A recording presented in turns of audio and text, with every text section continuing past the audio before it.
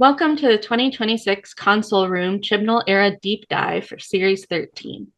The convention is January 23rd to 25th, 2026. But this is actually pre-recorded on January 1st for us. So we're saying hello from the past. And it's also a hybrid convention. So it's both in person in Minnesota and on Discord, which is how many people will be joining. And Console Room is also a 501c3 nonprofit put on by fans for fans, and I love that. So this specific video, the specific panel is on Series 13, Flux, but you should also check out our other panels on Series 11 and Series 12. And now we're going to go around and do some introductions. My name's Charlie. My pronouns are they, them. And my handle on social media is She Regenerated 13. I'm an artist, cosplayer, writer, etc. I was a panelist last year as well. And just a massive Whovian in general. Yeah, now I'll pass along to Katherine Sullivan. I'm Katherine Sullivan. I write middle grade fantasy and science fiction. I've been a Doctor Who fan since the show was on PBS. So I basically will write about things like some of the classic episodes, and that's why I've been Regenerates, which Amber is also in. And I will have that at the convention. I've been doing reviews about and short stories for Big Finish, just one, about the Doctor. So Amber, take over. Hi, my name's Amber. I use she, her pronouns. I am an artist, writer, designer, comic book letterer, do a whole lot of different storytelling. Ultimately, it's all storytelling. I'm also, of course, a huge Whovian, and was part of the ConCom for a decade for Console Room. So this convention in particular is near and dear to my heart. I just love being able to engage with the fandom on something. On all these stories that I love so much. So excited to be here, and I will pass it on to Kathryn. Yeah, my name is Katherine, pronouns she, her. I've been going to Console Room since like 2022. I am hoping to do more art as my chronic pain improves. I used to do some. And yeah, just love Doctor Who, especially love the 13th Doctor, and excited to chat with everybody.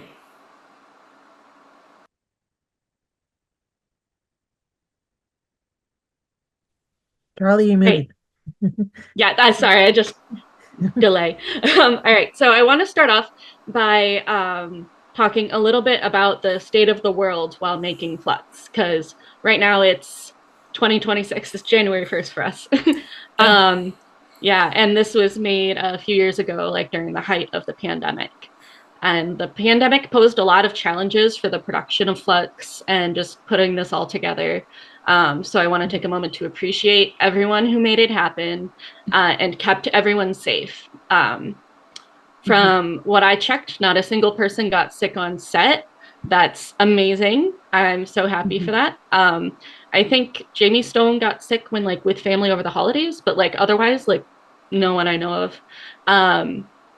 And everyone kept their jobs during this, which is another big win. And I know it was super expensive to keep things safe and productive.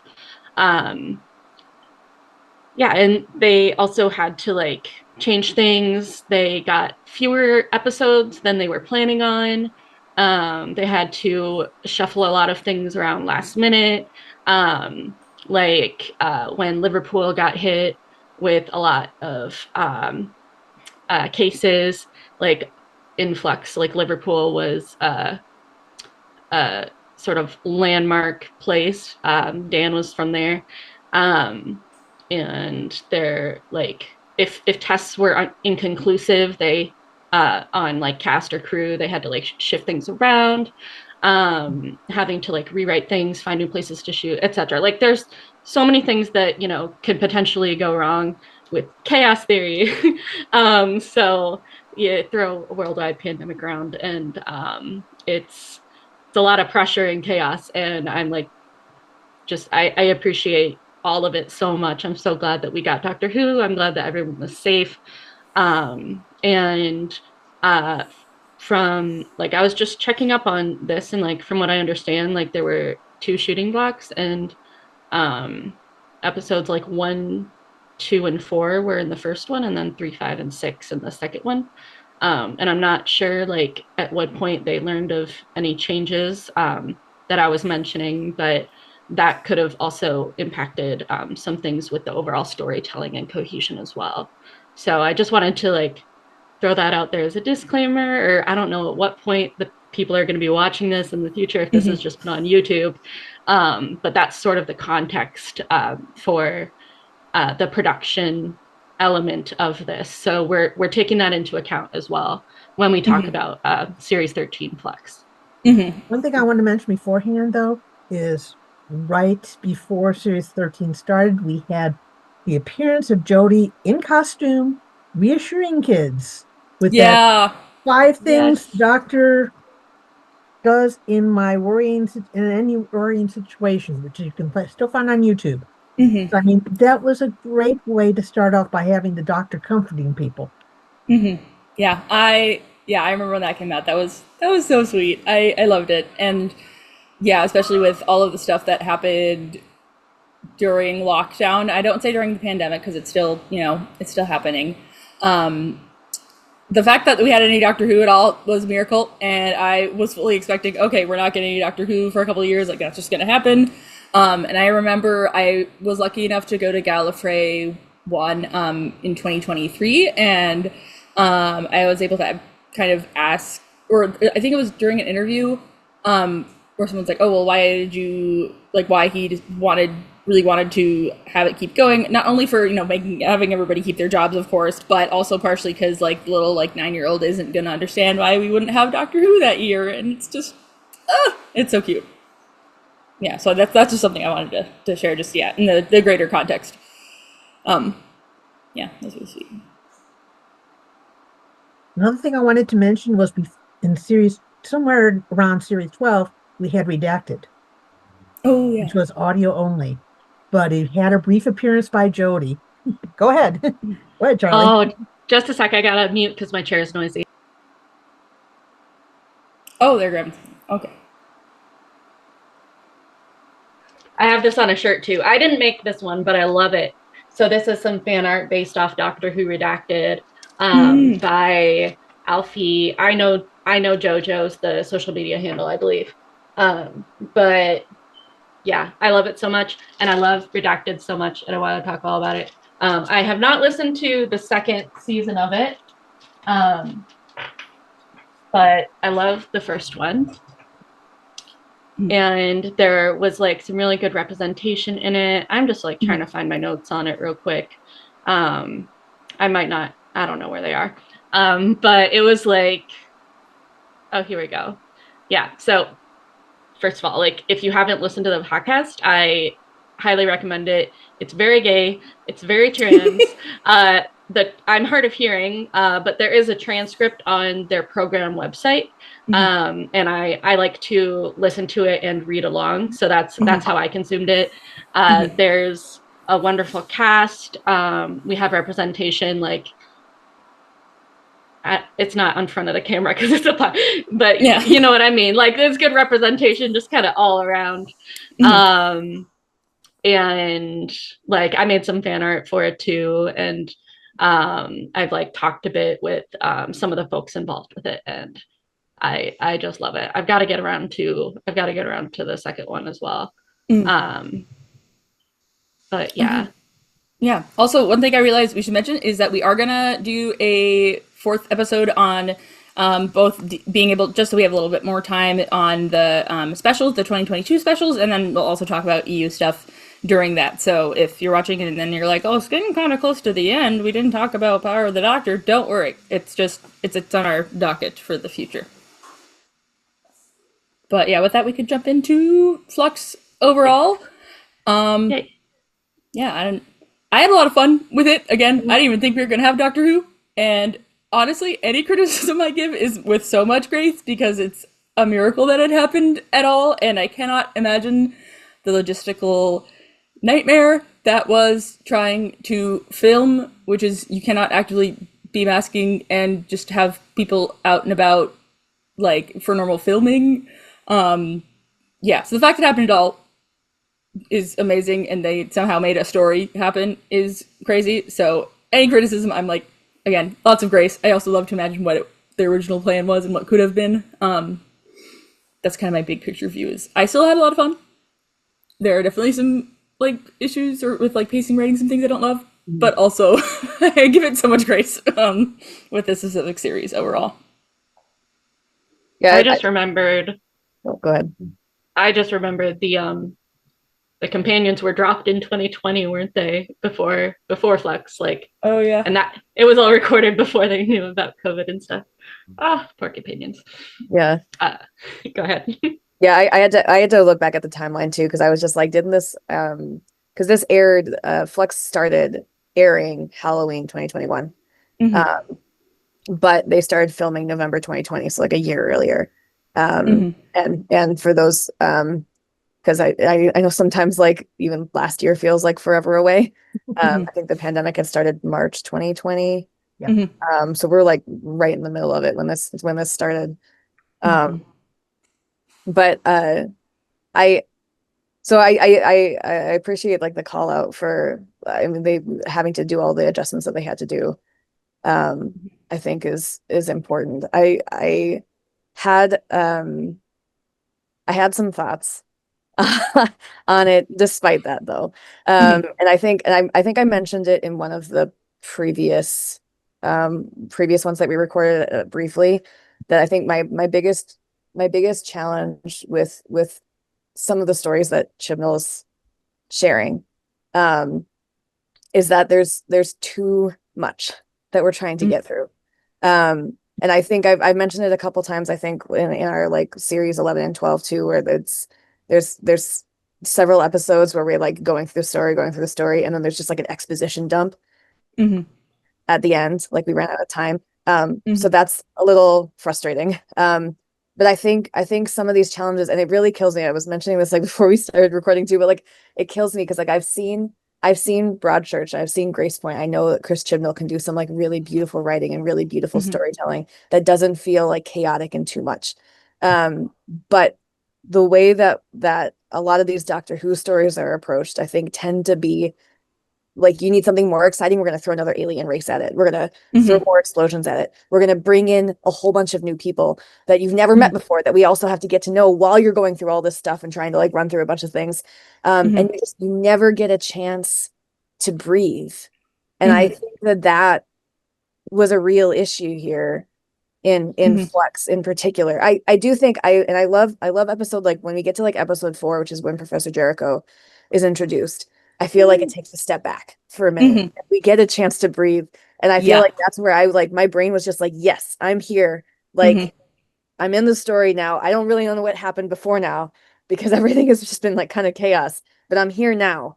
And I think that that's really like in the first, when we like dig into Flux, you introduce the dog people with Carvanista, and I feel a little bit bad because I haven't seen Spaceballs in forever, but every time I think about the dog person in Spaceballs, I don't remember their name. I haven't seen it in definitely over a decade. But it's the first thing I think of. I'm sorry for people who are like huge fans of the character. But also like when we see Swarm and Azure, I keep thinking about Sim Shaw. And I know that they don't have like teeth all over their face, but they like the designs are similar enough that it keeps reminding me of Sim Shaw. And I think part of that is because there's just so much. So I'm like trying to like latch onto something that's like helping me bring to the story, and it's honestly just like more confusing. So I bring I'm a little all over the place. I bring it up just because you mentioned, Charlie, the filming schedules and having to make some changes, particularly when we were in the pandemic, and having to make some changes. And I think and I do love Flex. And I feel it's one of my biggest pet peeves when you get to the end of like watching something and I feel like there's a million comments on any media that's just like the writing was horrible. And they did lazy writing, and sometimes I think that the criticism of writing is valid, and sometimes I think it's just a lot of people who weren't there in the moment having to deal with the issues that they were dealing with and the challenges that they were dealing with. And they're overwhelmed with everything thrown at them. Right. But I do think that even with those changes, I think there was too much already in episode 1 because you introduced like 3 new characters, 4, 5, lots of new characters already in episode 1 we never met before. You're throwing in like all of these things. I think there's actually more than that. And they made the angel scary again just in that first episode. Right. Yeah. So there's so much. So even if some of this changed, I think it needed to start smaller and build up instead of just throwing everything in right now. Because I think then it kind of set us up for that. Even if there hadn't been changes and we had more story, I think it still would have been a lot. Yeah, that's fair. So I'm gonna pause there because that was my like little mini soapbox. Yeah, sorry. Because you mentioned Swarm, that reminds me, like, I mean it's been a while, but like I can't remember. I don't know why we had 2 different actors playing Swarm, but I do love, like, one of the things I like about Doctor Who a lot is like the practical, like, prosthetics and stuff. And I thought that like Azure and Swarm had some really cool like crystal in the makeup and everything. I loved it so much. And also like the Swarm is just like being so super like flamboyant and stuff, and his shirt was like made from like a mushroom pattern. I think it was like a photo of a mushroom and then they just turned it into a pattern. But I just think that's just such a fun little detail. Such a random thing I felt like mentioning. But yeah, there are like a couple things I'm thinking of where I don't really know how it fits in. But I remember when I watched it, like I felt like it worked really well for my like ADHD brain. I was like following like once upon time. Like it made sense. Like my brain was like, yep, all these things firing on all cylinders. And it really was. And it was great. We got to see Joe Martin again. And yeah, there was a lot going on. There was a lot going on, which is kind of why I'm approaching it as like one big story, even though it was like episodes. Yeah, I have more. They brought in all the history. So you had the Williamson's tunnels, which actually existed. You had the Crimean War. You had characters who were basically underrated at the time, but oh my gosh, having in the War of the Sontarans, we had. I'm going to mess up her name. It's okay. And I'm blanking because I didn't write it down. But Sequel. We actually had that character exist. Sequel, yeah. See, that's interesting that you commented specifically about the tunnels, because that probably my biggest criticism of Flux story-wise, well, not the big, but like one of the things that I do not think is necessary is the tunnels. I literally I did my notes episodically, and one of them is like, that stupid tunnel guy does not need to be in this show at all. And I am still mad that there was wasted screen time on him. I love the episode of Halloween Apocalypse. Is such a cool like montage, and it's really epic, and the score is amazing, and it's very good at bringing up this tension. And then I see him, and I'm like, what are you doing here? You've done nothing. He got Yaz and Dan back to the 21st century. Yeah, but there could have been a different XYZ sci-fi plot reason why. Yeah. Like, that's the thing. I'm like, I don't know if it's just my Americanness and not having the cultural knowledge of like, ooh, look at these cool tunnels. But I'm like, there was a guy who dug a bunch of tunnels, and we focused on him. I think that could have been cut. Why are you here? He was trying to have something for the poor people to do and basically exist instead of basically just being sent to workhouses. But did they really talk about that in the episode? Because okay, when you first meet him, because he's being talked at. Yeah, and he's very crabby. That's why I'm like, oh, it was a charitable, like a nice thing he was doing. I just thought he was like, oh, he's grumpy. Focused on doing this. He keeps running into tunnels that go nowhere, or suddenly go into lava. Yeah, that's the thing. They keep moving around on them, so he has to keep labeling them. Which is kind of reflecting what's happening with the TARDIS, because the TARDIS doors are being moved around. If you're talking about like practical stuff, like the set for that was I love that, and I mean, hey, I love the TARDIS. I love the TARDIS design. I think that was really fun having all like the TARDIS being weird and wonky, and now the like entrance is on the floor or something like that. I thought that was really fun. Yeah, another thing I want to mention since we're talking, we mentioned the Crimean War and the Williamson tunnels is I don't recall learning about that in school at all, but I'm in the US too in our education system. Anyway, I'm a but librarian. I look things up. like I learned these things existed through Doctor Who, but that also was like a jumping off point for like looking things up and researching on your own too. And that's like one of the things I like about it as well. But yeah, I didn't even know where the Crimea was, and it's kind of like bottom of Ukraine, like Ukraine. And I was like, oh, okay, so that's where they are, because I don't know. Or I guess they bring out a map in it, don't they? Now that I think about it. Yep. I forgot. The only other note. Division. Go ahead. Oh no, the only other note I have regarding the like Halloween apocalypse is I wrote Dan and Carvanista 5 ever. I love them. I know a lot of people. I don't know. I'm in the corner that a lot of people are like, yeah, they would be a cute couple type of thing. But they're just the actors like chemistry, like the characters are so funny, and the like back and forth.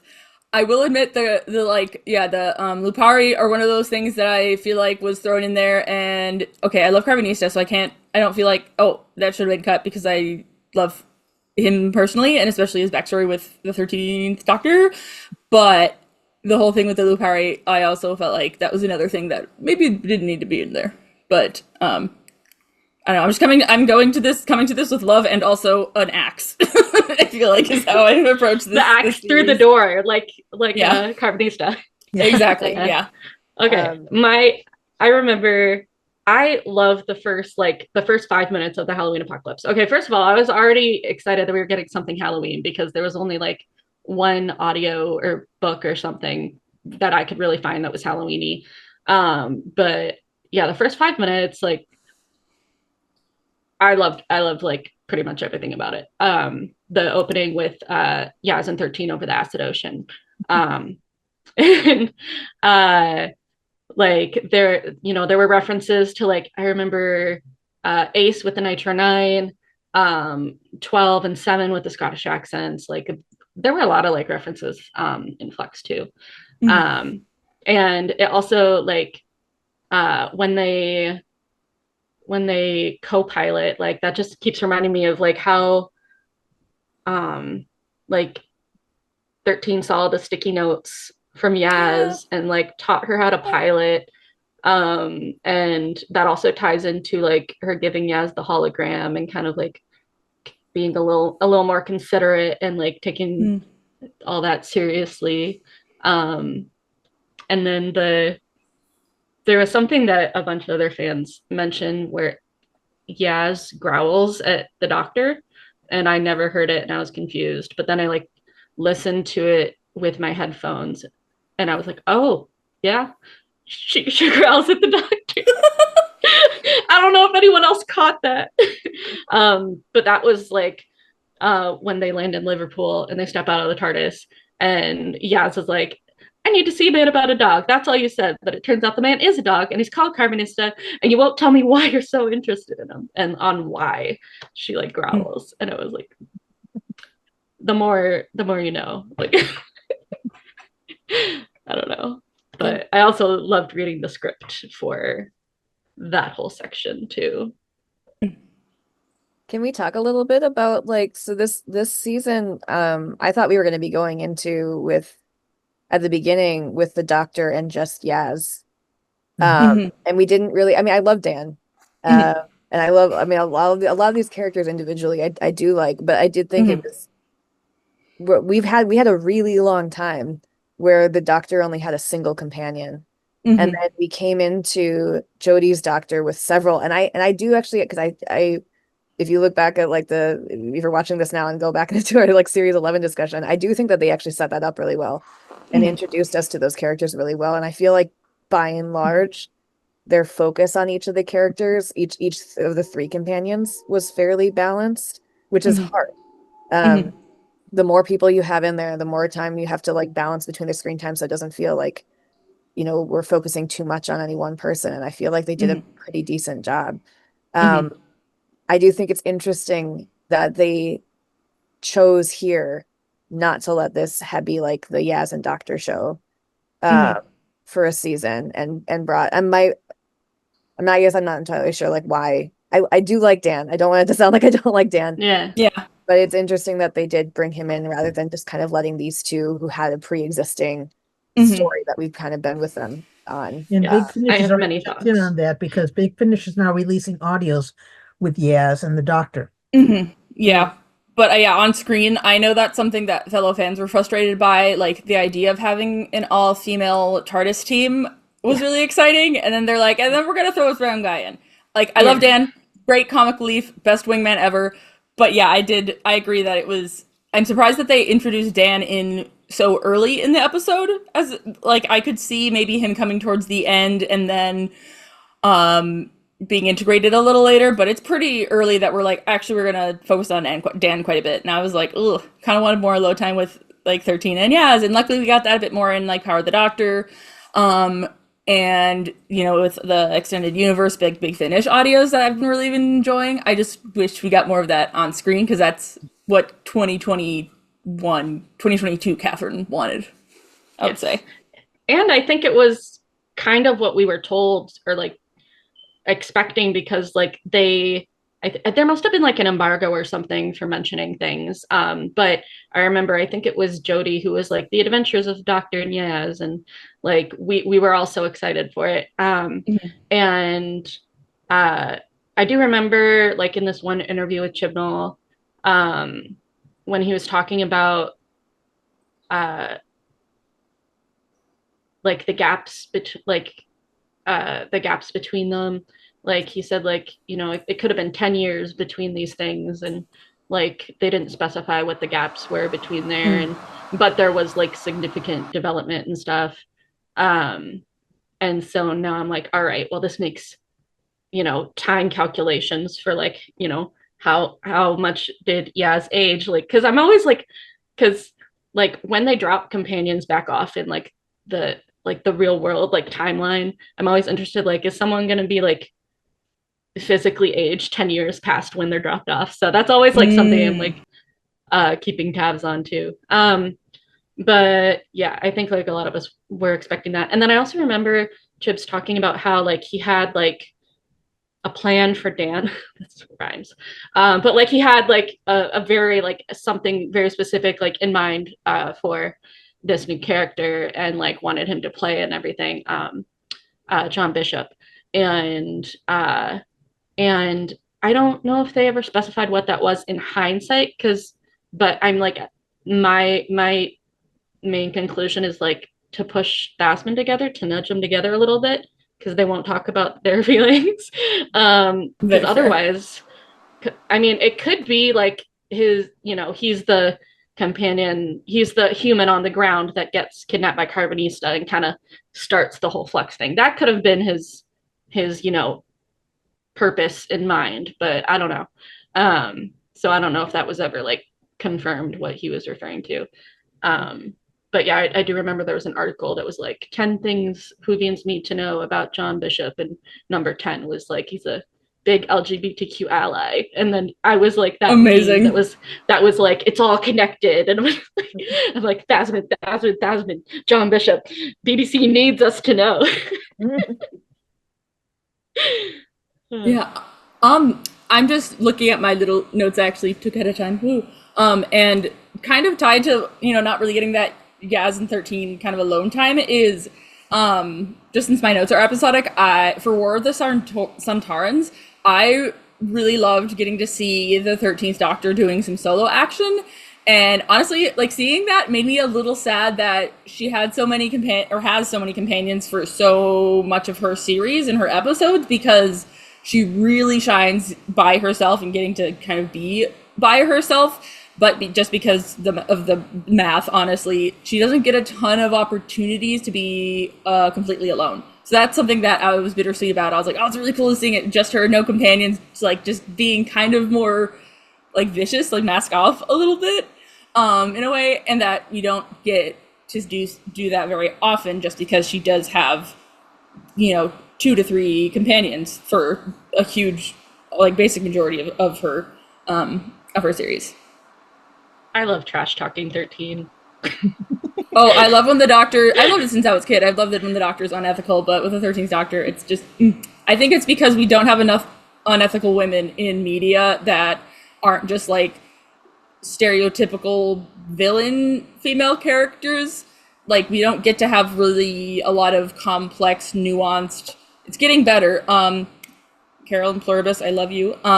But we don't have a ton of that in like media. So I think that's why with the 13th Doctor it's so delicious, because I feel like I can't find as many female hero characters with that complexity who get the same kind of grace that male characters get, that don't just become like hated by the fandom or become kind of villain archetypes. I don't know. That's a little ramble that I have, but that's why it's not fun for me to. I mean, she stepped up her martial arts. She's able to knock out a soldier and with stars just a fingertip. And I do love the third Doctor, so that kind of callback is fun.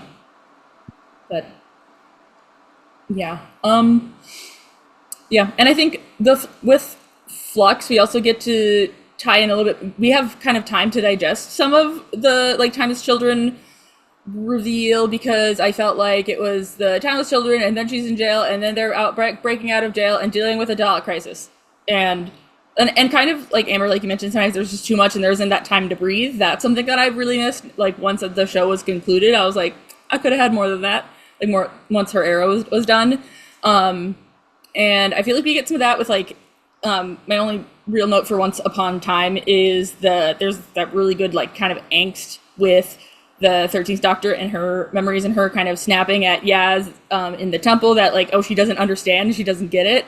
That's one thing that overall is really fun for me with Flux, is like Doctor companion conflict. Good food, delicious. That's why I love Belinda.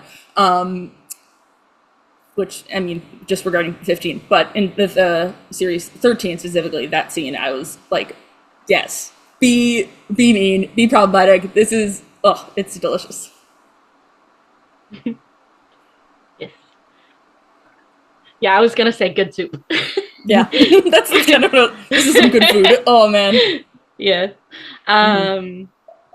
Yeah. One thing I haven't mentioned yet, just real quick note, like the marketing for this was really good. I'm a little bummed I didn't get really to take part in it because I'm in the US, and a lot of it was like, that's how it is with a lot of Doctor Who stuff, but yeah. Yeah, and then I also like took part in a charity project around Flux. And I made an art piece for the Halloween Apocalypse for that, and that is, the handle for that is the number 13 archives. If anyone wants to check it out. Nice. But yeah, a couple lines that like hit hard were like, I can feel it all. I can feel the universe breaking, and like, as someone with like empathy So in a really shitty world. And that's what I chose to make my art based off of too. And then the end of the universe, I always wondered what it would feel like. Like, it hits hard also, like, as someone who didn't think they'd make it to 2026, and I realized now it's 2026, and that's wild. And series 13 Flux like feels more like classic Who, and with the setup and everything. And then I also love the idea of a villain, because with memory being such a thing for like 13, having like a villain from like a time that she doesn't remember, and like having an advantage, and the whole dancing across space and time, the Master would be jealous. I know. I was like, who is this Master stepping? What is he doing? Yeah, excuse me, best enemy. But yeah, and the setting for that scene was also just gorgeous. I don't know what that like environment is called, but like, it was really pretty. Yeah. Tons. I have so many references listed, it's ridiculous. Should we move to the Village of the Angels, or Amber, do you want to say anything? I mean, I have things to say about Village of the Angels, but if anybody else had other thoughts towards like earlier parts of the series, then That's I fine. have a couple from War of the Suntarns. Okay. Oh. Amber, did you have something? Sorry. Well, I just wanted to, I wanted to make sure that we brought up Vinder, because he showed up in the that first episode, Mm-hmm. kind of as like I don't know, almost pseudo companion. Mm-hmm. I He's feel like, freelance, is what he says yeah. in Power of the Doctor. And I do think, as a character, like Vinder was just, I think one of the more well-formed pieces Mm-hmm. of Flux as a whole. I just didn't want to miss like a call out for Vinder before we get much further, because he was so present in those first couple episodes, and it's Mm-hmm. one of the most memorable characters for me, Mm-hmm. from this particular series. Mm-hmm. I thought it was just a really well acted and kind of like filled out character. That you Mm-hmm. understand quickly, Yeah. like understand their perspective. So that was it. That was the one little, And Yeah. basically it establishes it's across space. It's not just around Earth. It's Oh, yeah. pretty far Yeah. out. That's a good point. And the actor was like, they seemed to promote that the actor was in it really hard. Like I don't know how famous he is, but it seemed like he was pretty famous from something with Game of Thrones. Game I of have never, Thrones, yeah. He I had was never Worm, touched I it. think. But they were like, this guy's from Game of Thrones. Is it Doctor Who? And I'm like, okay, because I Yeah. never ended up watching Game of Thrones, but it seemed like a big Yeah. deal. So I was like, oh, that's exciting. Some like Yeah. publicity. Yeah, he Yeah. I was remember good. I remember some folks, myself included, were like worried that Vinder was going to be like a last minute romantic interest thrown in for Yaz. Oh. Just because of like their introduction to each other. I was like, what is this?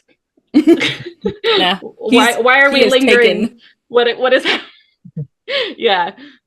Also quick little like shout outs for hashtag what would the doctor do on Yaz's hand. Mhm. And 13 saying it's fluid.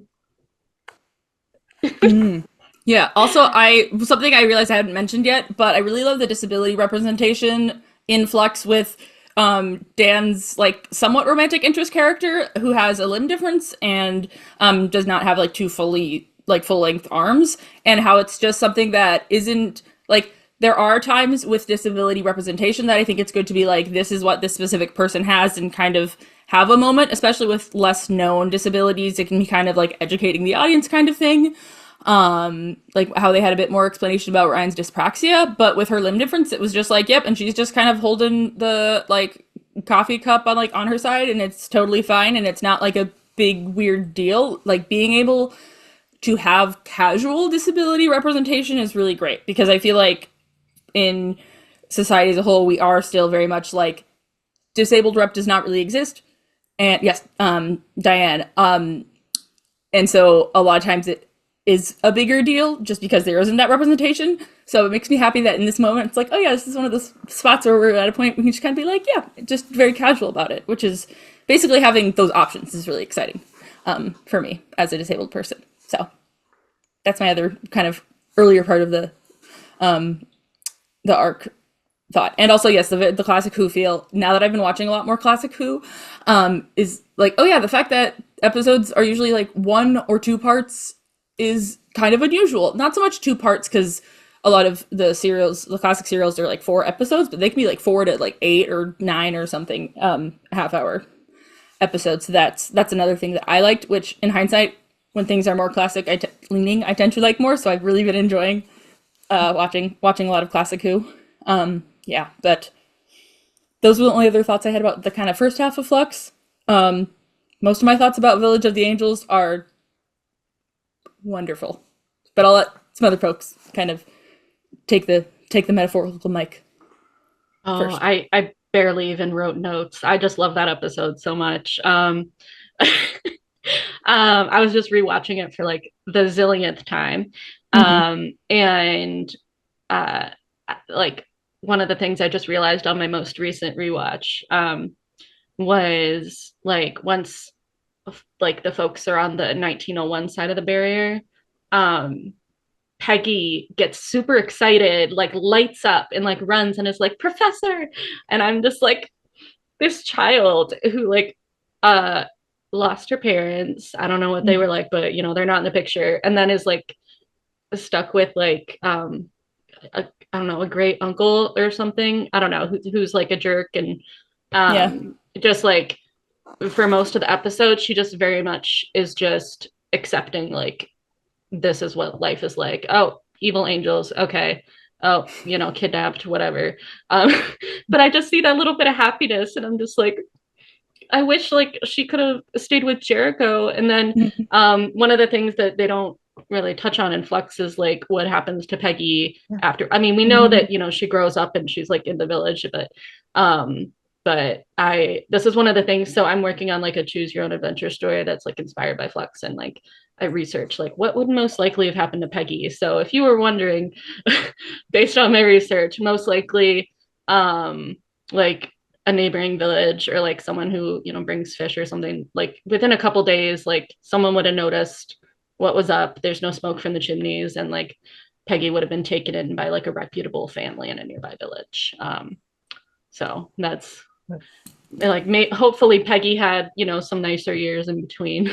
But yeah. And then the other like big part for me was that wasn't actually a big part for me until today when I was rewatching.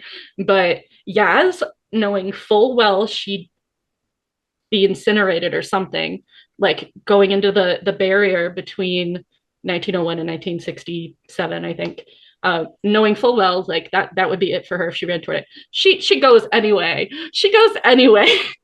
When she sees like 13, like the, you know, the little stone tendrils like going for 13, she screams, she runs. Dan has to hold her back. And this location is called Lover's Meeting Point, and they don't get to meet. And when 13 first came out, she tried to meet Yaz, but stopped because Yaz told not to. And then I'm just like screaming this whole time, like internally, like I'm just like, but yeah, this whole thing, I love it so much. And the cliffhanger, like getting to watch that live and having to wait a week, regardless of what happened after, was just like intense. It reminded me of like when I was like distraught back with like series 12, except, you know, I knew nothing too bad was gonna happen to 13, whatever. But yeah, anyway, I'll let someone else talk. I'm gonna say this is why I tend to wait for the episodes to everything be out so I can binge it, because I don't have any more between episodes. Like I need to I don't want the cliffhanger. I want to see the next thing right now. So I usually tend to wait until the whole season's out and try to avoid spoilers if I can. Some of them I watch as they come out, and I just am really impatient. But I do think episode 4 in this is hands down like my favorite episode of this season. Same. But I think like just the transition into episode 4 is insane, because you've got like Centaurans and Daleks and Cybermen and all these different characters. Like we've had 3 episodes of just a lot of stuff, chaos. With we have a new companion. We have Vinder and Belle, and we have Carvanista and Swarm and Azure, and like all of these different people that have just been like all over the place. And then we meet Jericho, who is another new character, but like I feel like we've been like running away from an explosion, and we drop into like a pit. But it's quiet and dark, and honestly that's okay right now. That's a great that's a great metaphor. Oh, but the cliffhanger of the last episode was the angel has a TARDIS, and it was steering them. Well, right. But I think well, and also the angels here, like there's just like going off of vibes, like it's such a different vibe. Totally, it's quite different from the first 3. Right. And I actually I know people really love the angels. I'm fine with the angels. Like in this episode or overall? Overall. But I think one of the things that irked me a little bit about the angels here, and it irked me a little bit in like earlier episodes of this season, and it irked me in earlier episodes of Doctor Who, I think, is like when when the like monsters are working together, Mhm. and it doesn't make sense to me why they would be working together, irks me a little bit. It doesn't make sense to me why the Weeping Angels would be working like with Division. Mm. Division's also confusing to me, like Yeah. as a whole, as an entity. But it doesn't, and I get Division's like not really like a monster per se, like on their own. It's an organization. That's sort of confusing. But when well, I think the monsters are like to me when are at their best when they get to sort of be themselves. Usually it doesn't make sense to me that they're working together. So that and the angels would be like contracted by the Division or something to like That is interesting logistical questions. Yeah. yeah. Like they kind of I don't know, because they kind of do their own thing. It doesn't make sense to me that they would like what are they getting out of that? That is good. That is I something mean- that they could explore more. Yeah. Consider their food source and the power that Division has. Oh, yeah, and they could also get a the feast roll for it. unethicalness, the lack of ethics and morals. They could just Yeah. be like yeeting over, A bunch of people for a division. As That is a good morals. point. Yeah, it's a buffet for them. I don't know. Yeah. But yeah, that's one thing that I do have noted is that, and honestly, I thought watching the episode is this is the best that the Weeping Angels have been since Blink. I love Stephen Moffat. He does interesting things with the Weeping Angels after Blink. Like And then he does really boring things with the angels afterwards. Yeah. not the Like- Statue of Liberty. yeah, no, that's again, Doctor Who canon is a choose your own adventure. That didn't happen in my version. That's just who would. It's also giant tourist trap, biggest city. Like it would have. It's There a would be someone bronze looking at it. statue. It's not There's solid. always people looking. There's Yeah, always exactly. people looking. Anyways, but regardless, yeah, I loved how the angels were used here. I thought like the image of an angel is an angel never really made sense to me because like the first episode he had like pictures or drawings or something like that. But then they took the drawing of that angel and they threw it in the fire, and then there's the angel on fire. I was like, okay, that's that line, like that thing, that bit of lore that I don't like, that's forgiven because this is really cool. Yeah, basically for me, the angels were scary again. And that was really exciting because I thought they were such a cool concept. And then Moffat kept messing with them, and I was like, "What are you doing? You're kind of like degrading your own work here." So, and also this is a big thing is that this is the first time that we've seen them in an episode that wasn't written by Stephen Moffat. So I was super excited to see this very Moffat exclusive, and very iconic and popular monster not written by him, like another take. And I was not disappointed. I was extremely pleased. I loved it. It was so good. Yes. And yeah, the other note I have is that I love Jericho, and I think we have that love for him because there is more room to breathe, is the thing. And so, yeah, basically, Village of the Angels, mwah, beautiful. One of my favorite episodes of her era. Also just like a pretty top tier Doctor Who episode. I have a lot of love in my heart for this episode overall. Because I think because it was so focused, I was like, okay, all the plot lines that I think are dumb and we don't need, we can just focus on this angel plot line basically the whole time, and it's great. Yeah, it's a little easier to watch on its own than the other ones. Because I like the fact that they had Jericho studying psi phenomenon. And this poor person who'd been taken out of time plopped in front of him and basically saying, I see things, and he's studying her. And then she actually has the angel inside. But yes, I do like the fact that Moffat overworked the angels so much. The very first episode with the Halloween apocalypse, we had scary angels. And here we've got a whole village full of scary angels. And I do want to call back to the fact that we keep getting the reoccurring line, when I say run, run. Coming back from classic Second Doctor episodes. Yeah, very doctory. But you also have the angel saying through Claire, I hold everything, including the memories that were taken from you. Oh, yeah. And that was another really cool use of the angels. Like, I liked that it added new things, but in ways I liked. Sorry, Moffat. Yeah, having him speak through someone was really creepy and cool. And then having the cliffhanger of the Doctor being turned into an angel, that Yeah. So good. Yeah, So I know. good. Oh, I got goosebumps when that happened because Just take the whole budget, just Well spent. Yeah. I Uh, know that people were annoyed at how quickly it was resolved in the next episode, but if anything, I would say that just adds to the Classic Who vibe, because if you've seen enough Classic Who, there are some pretty ridiculous cliffhangers that get resolved immediately or really easily.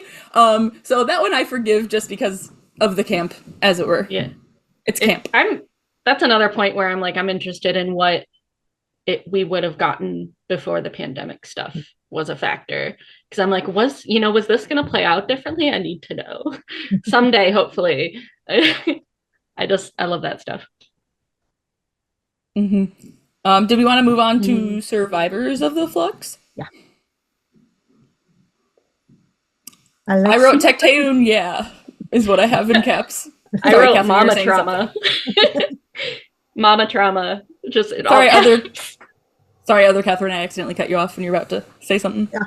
I just basically like the fact that we have the three people in a temple trying to find out the whole thing about the apocalypse. uh, I like the temple thing. And I like the fact that they were traveling together. Poor Dan being stuck underneath the bed all the time, but yeah. Oh yeah, yes. Was really cool in those scenes. Oh, and the hologram scene. I'm reminded again. Oh. Yeah. Also, Yaz just being like, yeah, we can throw over a dead body, and I'm like, I'm ready to go. I support women's rights and women's wrongs. I'm in here. Also, for people who weren't necessarily like watching as it was premiering, for some reason, the social media team decided to make some sort of graphic on their Instagram story about like tips for hiding a dead body that then immediately got deleted for obvious reasons. I just want people to know who aren't aware that that happened. I have a screenshot of it because I saw it and I was like, this is an interesting choice. And then I heard that it got deleted and I was like, that makes sense. Amazing. Yeah. The one thing I will say with the time jump, I don't love all the big time skips. But that happens in Doctor Who. This is a criticism of Doctor Who overall. They're like, oh, it's been like 4 years, or oh, there's random years thrown in with things that I feel like don't get given the weight that it should per se.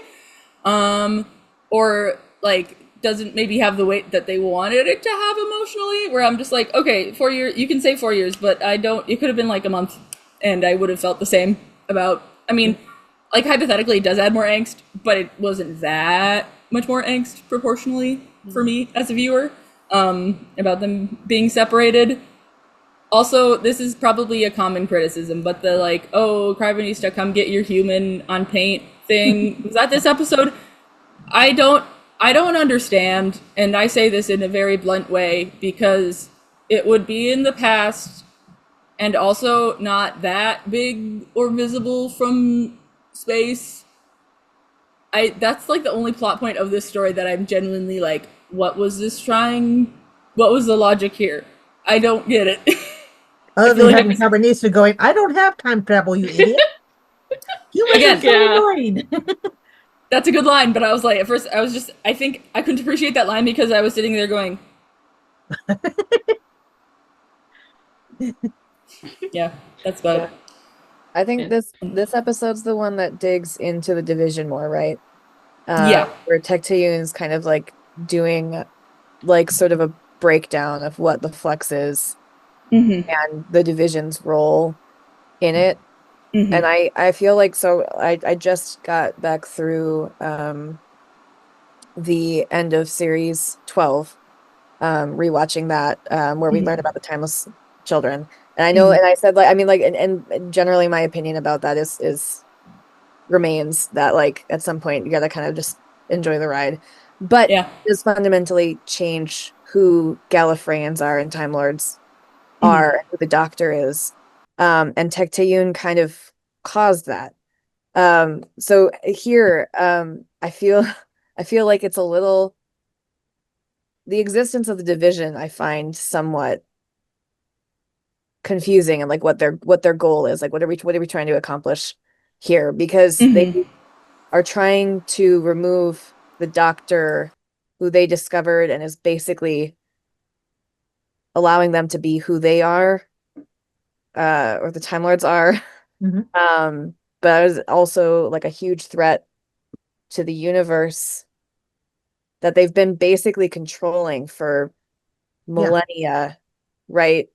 But the Doctor has been, because I kept thinking the division was an offshoot of the Celestial Intervention Association, which they basically had in classic episodes. Yeah, the And Celestial Doctors have Intervention been Agency. adding up and basically getting more and more people to question authority, to cause more problems, and that's why now it's suddenly being a whole big thing. They're starting off trying to split off the universe, trying to get rid of the virus that is.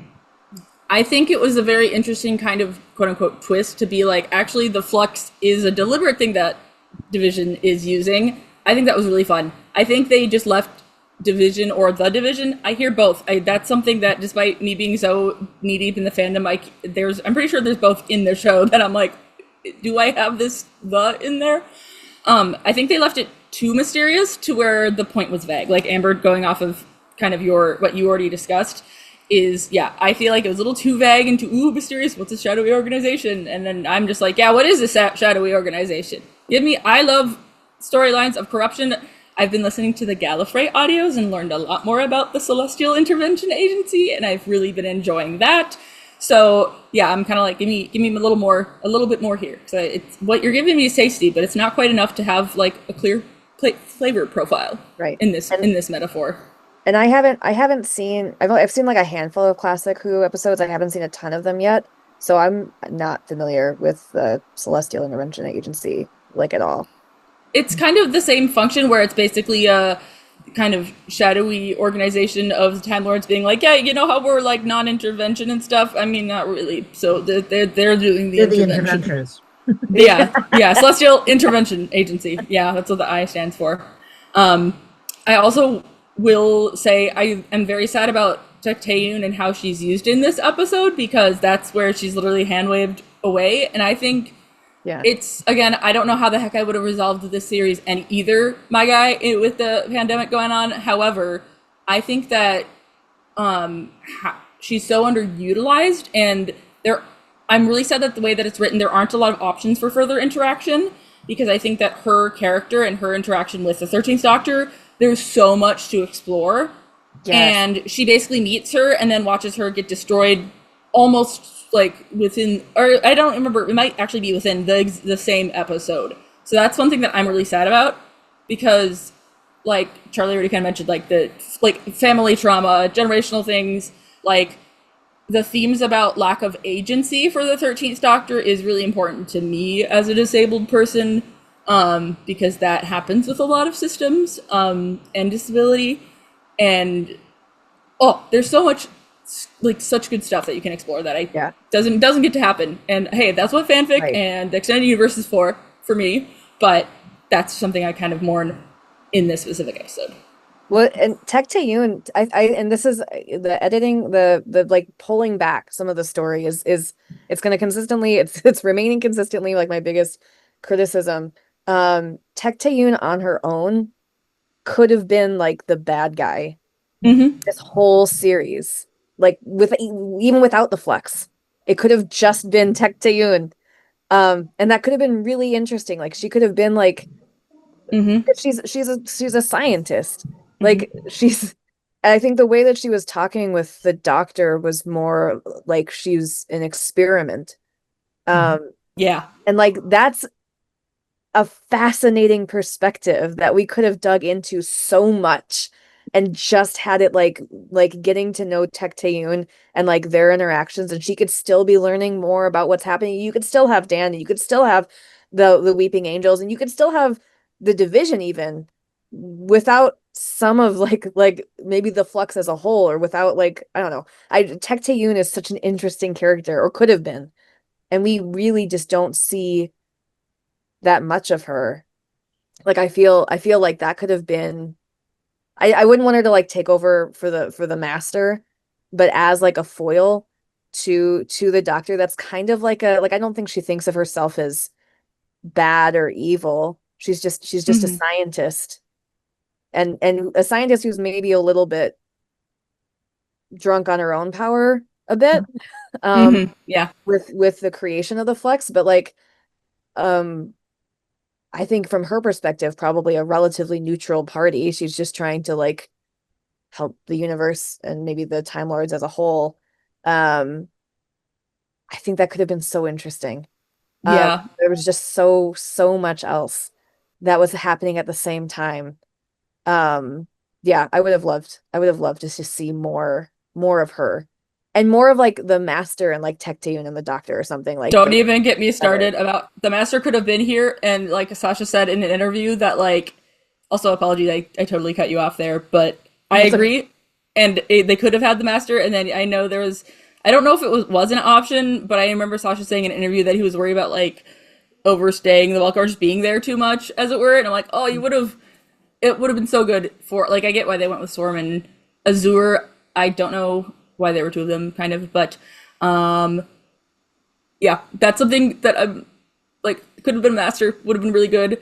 That also does tie into my other note about Survivor of the Flux is the Grand Serpent's a really cool character, and I love how he's tied into the backstory for Vinder. However, I don't know why he wants to destroy a unit or why that matters for this specific series. Like, I don't know why he's there. I love seeing Kate. I love an excuse to see Kate. I still, even upon rewatching, I'm always like, what is he doing? And again, I'm a big classic Who fan. I love seeing like unit references and stuff and kind of backstory with that, but I'm always like, why are you here again? Is another, like, again, here I am with the axe, the chopping block of like trimming this down. That's my other one. Yeah, I feel like I had that question a lot for a lot of points coming up in this series. Yeah. And we are towards the end of time, but yeah, I feel like with the Vanquishers, a lot of the criticisms are similar to what we've already said, where I'm the resolution, again, I don't know how I would have ended this when you can't have all the characters in the same room at the same time for filming because a vaccine isn't even out yet, but like the waving hands of the death of the big bads is very, I was just like, yeah, no, this is just sad, this is underwhelming. But Kate got to do something. I do love Kate. Yeah. I love women, but sorry. Yeah. But yeah, that is something that the tunnels actually had something too. The what did? The tunnels, because that's how they got rid of the Grand Serpent. Yes, that's true. That is literally okay. The whole time that this was premiering, I was like, "Why are you here? I don't get why you're here." And then I'm like, "Okay, finally." I was so disproportionately frustrated why he was there that I was like, "Okay, fine." Glad that it finally came in. But can I make a point that the fact that happens is probably a problem? Like, it should be clear at some point that because there's so many moving pieces. If we're missing some of them or it's not clear, like we don't have to have all the answers right away. We do have to have them eventually.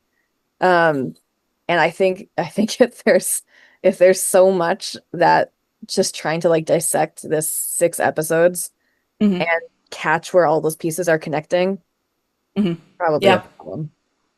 Yeah. I also will say, I know some people were upset by Jericho's death plot, and some people were worried it was going into the kind of bury your gay subplots, because like you could contextually view him as possibly queer because, you know, no family, no children, no partner or whatever. But I actually really thought it was like tragic and beautiful, and for all of these new characters to come out scot-free, I feel like would be a little incredulous. So I actually really like that. Also, I love when the Doctor is problematic and did kind of a genocide against multiple races at once, but still has that plausible deniability of, oh, it was the Flux. However, it then doesn't get explored. It was the Sontaran's idea. Yeah. Exactly. So I love that, but then I wish they would be like, you know, that was messed up, right? And I could be like, yes, it was. Whereas they just kind of go, okay, anyways. And I'm like, no, my problematic fave. And the the other thing for specifically the Vanquishers is I love how they resolved the thing with the Chameleon Arch, the little pocket watch. I love having her deposit in the TARDIS for her later. I think it's a fun little nugget of writing for a future writer to do something with whenever, or possibly extended universe. It feels really in character, and it doesn't mess up by having a giant backstory reveal right before her arc ends. It's a delicious possibility is what I call it. So that's something that I was very impressed with this episode was I loved how they resolved that. I thought that was really satisfying and fun, and not it wasn't like, okay, we don't get the reveal, but I'm not going, oh man, nothing happened. I'm thinking, yes, this is a good way to do it. I love the how the fob watch was handled too. And it's probably largely based on like my own life experiences. But after going from like, and I don't rewatch like the 13 Tecteun confrontation much. Charmander's here to comfort me. Um, but I did like copy paste a little bit of it where it's like, you denied me my life. And then Tecteun or like Aswak, whatever, says, I gave you a life. Everything you are is because of me. But I understand. You think you could have been something else, someone else. And the doctor's like, maybe, I'll never know. And that just like hit really hard. And so there's my trauma. But like I know some people like wanted the fob watch to be open, and you talked about this a little bit. But like for me, like based on my experiences and how I relate to 13 and how I can understand how I understand like her character and her journey, like that makes perfect sense for me. That's what I do as well. Like I have it if I ever need it, it's there, but I know who I am. I like who I am. Opening that, like it's not just like getting memories, but think of how much trauma the doctor already has from the lives that she already remembers. Because yeah, she get more knowledge, but she get a lot more trauma, and she doesn't stop for therapy. Like let her rest. Just it's fine. Yeah, so that's where I stand on like the fob watch. I like how that was handled. Yeah. I mean, One she didn't destroy it. She basically just put it away for whenever she needs it. Yeah, which I think is very good. Just be very lightly mentioned that is actually something that happens in trauma therapy. There's the idea of putting something kind of in a box for later, for when you can process those emotions with your like therapist. And that's almost, I just made that connection right now, thinking about my own therapy experience. I'm like, oh, that is kind of what she's doing, where she's not like denying it or acting like it didn't happen, but being like, I cannot handle this right now. So that's, and also giving it to the TARDIS is such a sweet act of trust. One other, I know we're again running a little long. Oh no. I mean, not, oh no, it's fun talking, and I'm like not surprised because it's great. There's a lot to talk about. But the only other thing that I'm like, oh, I totally didn't mention this. I love the plotline of Carvanista's backstory, and also is a thing that I wish that we could dig into more. Like that's messed up. She's chasing him down because she's like, I want these answers, and somehow we don't see. She figures out that he has some of these, and he literally cannot talk about them. I think that's delicious, and I love getting to see the like flashbacks where the 13th Doctor is basically in place of when she was the fugitive Doctor, like her kind of being confused with those. There's lots of really yummy stuff with like memory and identity and like Cinder a stand-in for Lee? Yeah. Dan was a stand-in for Carbonistas, like all these wonderful little backstory bits. So we would have loved to explore. But Yeah. Backstory. Yeah, well, I'm like, oh, that's what the extended universe is for. Let's see what they do. Yeah, that's just something that I think is so interesting. Yeah, again, themes of like lack of agency and memory and such is just that's something that's like really important to me. And the themes of specifically Flux, but like regarding just the times children in general, I just love. So that's one thing I was like, ooh, before we end this specific recording, that's something I wanted to be like. By the way, good food. So yeah, I don't know if anyone else had specific thoughts. Otherwise, we'll talk about her ending specials in the next recording, and then talk a bit more about extended universe stuff that we have from her era. Well, it's interesting to find out that the Centaurans had a chocolate fixation.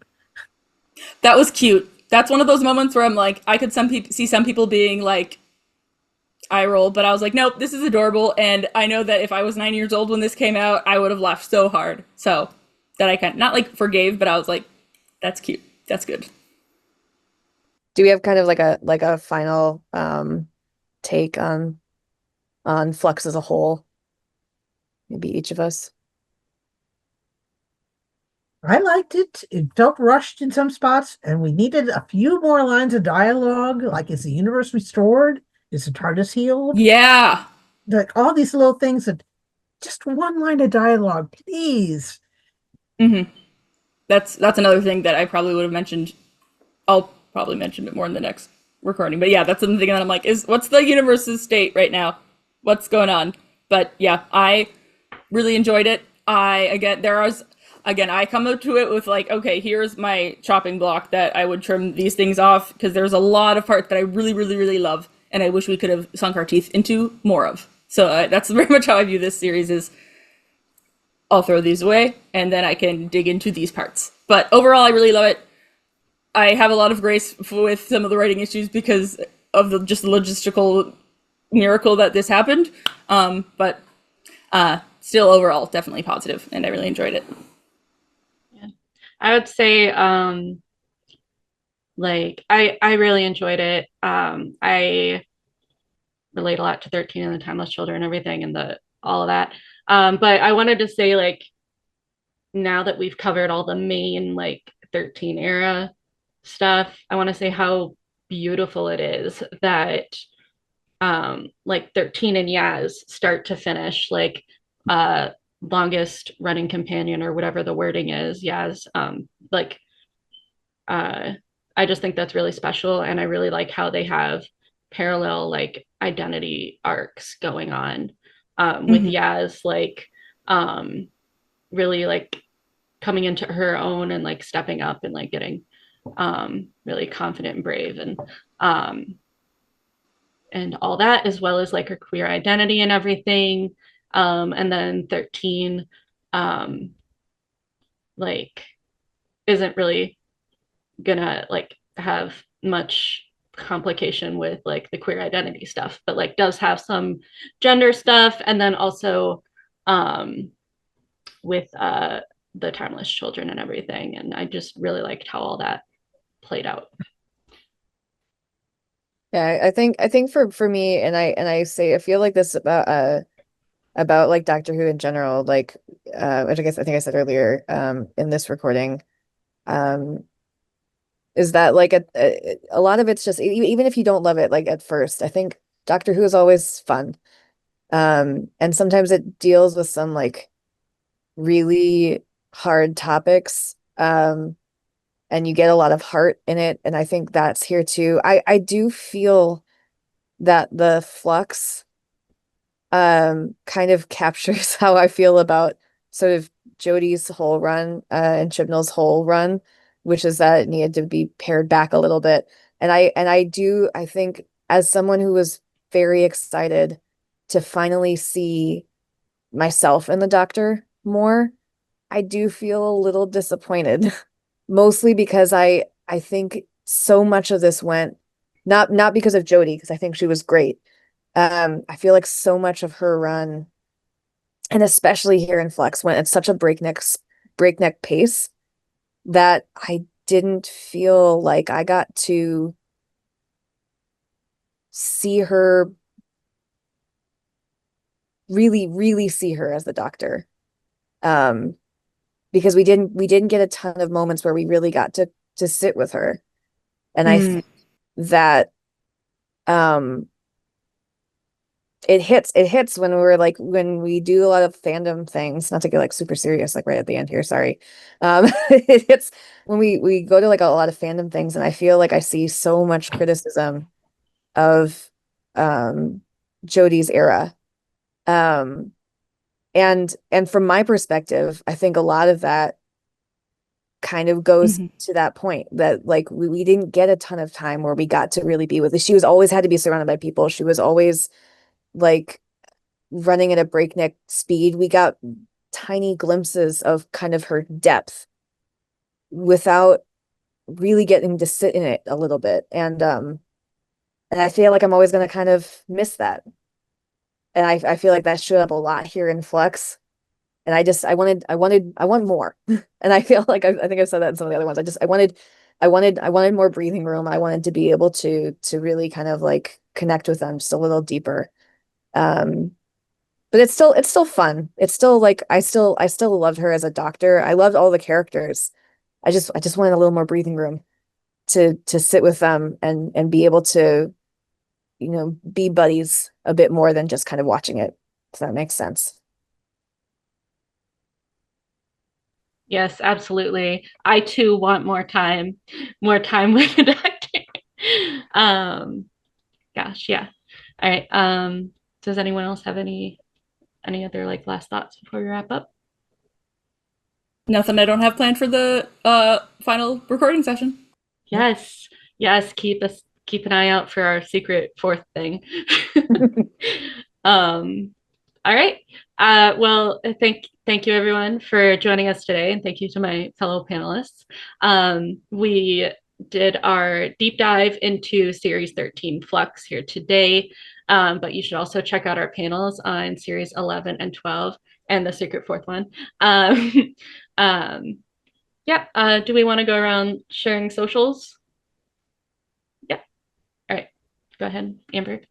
Oh, sure. Yeah, so I'm you can find me on most socials at Raden Studios, Raden is my last name, which I think you can also see on the screen here. I do have a link tree, which makes those a little easier to find. So it's linktr.ee/Raden Studios. And I'll be at con. So if you greatly disagree with my perspective on Chibnall or Jody's run as the doctor, I will be there all weekend to talk about it. I'll also be on the Discord too. So if you're not there in person, we can talk about it there. Because I love talking about it. Like being connected with the fandom is one of my favorite things about the con and just kind of this fandom as a whole. So yeah, that's me. And I'm at KatherynSullivan.com. At the convention, I'll be in the Artist Alley with books such as Upside In Regenerates. And I'll be on Discord too. So, else?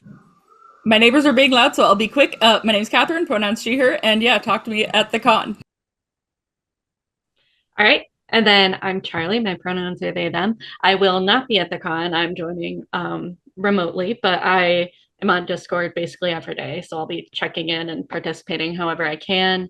And then I also have a Thasmin server where I can talk even more about Thasmin if anyone wants to join. Just like reach out to me on socials or whatever.